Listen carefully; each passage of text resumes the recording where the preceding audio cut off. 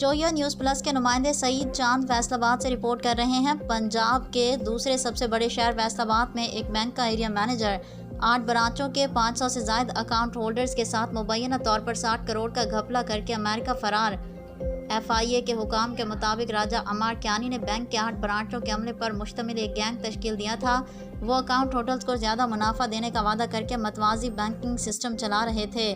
राजा अमार क्यानी का अपने दफ्तर बैंक के मदीना टाउन सोसन रोड ब्रांच में थाना गुज़िश्ता 5 माह के दौरान तमाम अकाउंट होल्डर्स को रकम जमा कराने पर जाली बैंक रसीदें जारी की गईं। ये फ्रॉड उस वक्त सामने आया जबकि राजा अमार क्यानी और उसके गैंग के अरकान चंद रोज़ कबल बैंक की ब्रांचों से गायब हो गए। FIA हुकाम ने बताया कि एरिया मैनेजर के अलावा उसके साथी भी बैरून मुल्क फरार हो चुके हैं। FIA फ्रॉड की मज़ीद तहकीकात कर रहा है।